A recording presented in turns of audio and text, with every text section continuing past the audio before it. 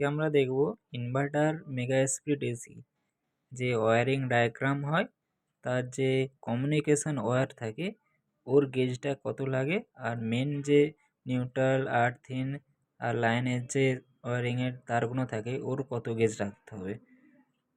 Mega split যেমন 2.5 ton থেকে 3 ton, ঠিক আছে। এর হচ্ছে যে নিউট্রাল, লাইন আর আর্থিন, এই যে তিনটে তার থাকে, এই তারগুলো মোটামুটি গেজ রাখতে হবে এর 2.5 mm,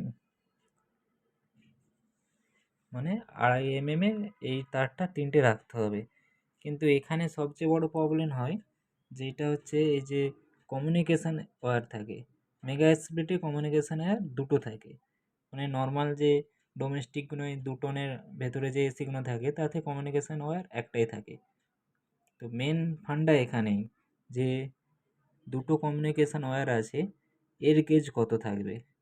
ধরে রাখুন এর গেজ 0 থেকে 75 mm স্কোয়ার, 0 থেকে 75 mm স্কোয়ার। আরেকটা এখানে দেখতে হবে যে এটা সিঙ্গেল খোলা তার হলে হবে না, মানে ধরুন এই যে দুটো তার আছে 0.7 mm স্কোয়ারের, এটা শিল্ডেড কেবিল লাগবে। মানে শিল্ডেড বলতে একটা কেবিলের ভেতর থেকে দুটো তার যেটা যাচ্ছে ওটা শিল্ডেড কেবিল এখানে লাগাতে হবে, না হলে কমিউনিকেশান ওয়্যার আসবে। ধরুন এখানে যে নিউট্রাল ফেজ আর্থিনে 2.5 mm আমি তারটা লাগালাম, এর সঙ্গেই যদি আমি একই তার 2.5 mm মানে কমিউনিকেশানের বিতে লাগিয়ে দিলাম, তাহলে কী হবে, ওটা কমিউনিকেশান এরর দেখাবে। তাই জন্যে এখানে মাস্ট 0.75-এর শিল্ডেড কেবিল আলাদা করে দুটো গেজের লাগাতে হয়।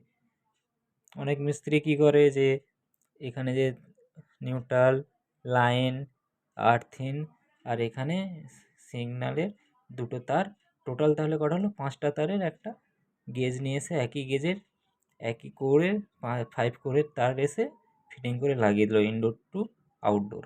ওতে মেশিন যখনই চালাবেন দেখবেন যে আপনার কমিউনিকেশান এরর দিচ্ছে।